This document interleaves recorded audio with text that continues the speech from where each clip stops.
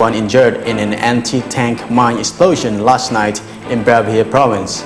Officials said the incident took place in an area once controlled by the Khmer soldiers during the Civil War. Over 20 organizations called on political parties to maintain peace for Cambodia. The call was made yesterday evening through a march from the Royal Palace to Wat Phnom. In other news, students from around the world are learning the art of shoemaking from an Italian master and bringing fresh hope to an artisan trade in crisis.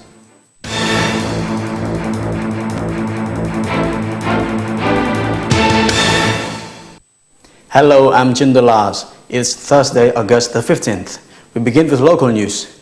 At least 6 people were killed and 1 seriously wounded in an anti-tank mine explosion. The tragedy took place in Chongsan district, Brabhia province. According to local officials, the victims were on a 2-wheel tractor known as Iron Buffalo when it ran on an anti-tank mine. Officials said the site used to be held by Khmer soldiers during the Civil War. Each year, there are over 100 cases of casualties from landmines and unexploded ordnance. Although the number of casualties is on a downward trend from year to year, it remains high. The latest tragedy indicates that landmines and unexploded ordnances continue to haunt the life of Cambodians. Phnom Penh residents are reported to be concerned about the possibility of violence if mass protest takes place, and as a result, a group of NGOs have come together to march for peace. They staged the rally to remind political parties and the public about the need to keep protests peaceful. Peace is patriotic. Violence betrays our hopes. It's a message of the group for the 2 political parties, the Cambodia's People's Party and the Cambodia National Rescue Party. Over 200 people from over 20 organizations joined a march from the Royal Palace to Wat Phnom to call for a peaceful solution for political tensions following the elections. The group sat down at a sacred praying house, to pray for peace and stability in Cambodia. The NGOs intended to bring their message to political parties in particular. Although our message doesn't have influence on the politicians and the ruling party, but mentally they also love peace and we do as well.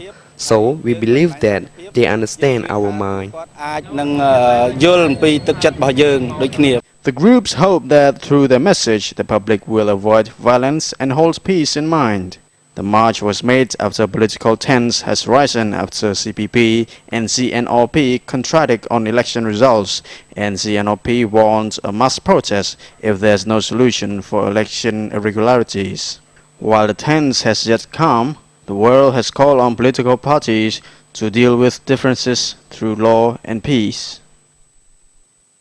Cambodia is preparing to join an initiative known as Mangroves for the Future as the 10th member country. The country's officials will present its membership application next month in Vietnam, one of the country members of the Mangroves for the Future initiative. This is according to a press release from the International Union for Conservation of Nature, IUCN. Cambodia contains one of the last remaining unspoiled mangrove forests in Southeast Asia. The country is putting efforts to preserve its mangrove systems. Cambodia has even applied to become a member of the Mangrove for the Future initiative, and it will present its letter of request to become the 10th member during the 10th Regional Steering Committee meeting in Hoi An, Vietnam. This is according to a press release from a conservation group, International Union for Conservation of Nature, IUCN. Cambodia firmly hopes that the Regional Steering Committee will endorse its letter of request. Becoming a member of the initiative will offer significant contributions to protecting and managing coastal ecosystems in the country. It will also help Cambodian local communities and civil society to better manage and protect the coastal ecosystems in a sustainable way, and it will improve the livelihoods of the people who depend on the resources from the ecosystems. According to a 2010 statistics, Cambodia's mangroves cover an area of over 78,000 hectares. And according to a study in 1997, there are over 50 types of mangrove forests in Asia. Up to 37 of them exist in Cambodia. Currently, there are 9 member countries of the Mangrove for the Future initiative. They include Bangladesh, India, Indonesia, Maldives, Pakistan, Seychelles, Sri Lanka, Thailand, and Vietnam. Mangroves for the Future is a partnership-based initiative for promoting investment in coastal ecosystems to facilitate sustainable development. Hundreds of thousands of women in Kampong Thom, Kampot, and Kap provinces will now receive better health care after giving birth. This is as a result of a donation of medical equipment from the German development organization GIZ and UNICEF. The equipment, worth $500,000, was handed over to rural health centers to reduce maternal and newborn children mortality. Up to 300,000 women in Kampong Thom, Kampot, and Kap provinces could now be better off. GIZ and UNICEF have given medical equipment for rural health centers in those provinces. The donation is intended to help reduce the death toll of mothers and newborn children after giving birth, especially those living in rural communities. The equipment includes fetal heart detectors, instruments for surgical delivery, and ultrasound scanners. According to UNICEF, 3 out of 4 newborn children die in their first week of life, especially during the first day. The deaths result from complications during childbirth and lack of care after giving birth. However, UNICEF said Cambodia has made good progress in reducing the deaths of mother and newborn children. According to an official at Health Ministry, Cambodia still lacks financial and human resources to address the issue effectively. The deadline to pay road taxes is drawing near. Vehicle owners are required to pay road taxes no later than the end of this month. Meanwhile, tax officials also call on property owners to pay taxes. 31st August is the deadline for road tax payment for the 2013 fiscal year.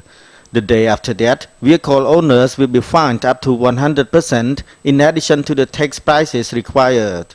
The General Department of Taxation has collected road taxes since February this year and set July 31st as the deadline. However, due to late payment, the General Department delayed for 1 month and pushed the deadline to August the 31st. And now, as the deadline is drawing near, Tax Department is calling on vehicle owners to pay road taxes before the end of the deadline. Meanwhile, the government is also calling on property owners to pay taxes. Tax Department has collected property taxes since earlier this year, and the deadline for property tax payment will be September the 30th. During the first 6 months of this year, Cambodia has collected $470 million in taxes. The taxes are from profits, withholding, salaries, value added, turnovers, vehicles, patents, and property, as well as special taxes on certain merchandises and services. Last year, Cambodia collected $740 million to support its economy. That's all in part 1. When we come back, we will bring you more news from around the region and the world. Stay tuned.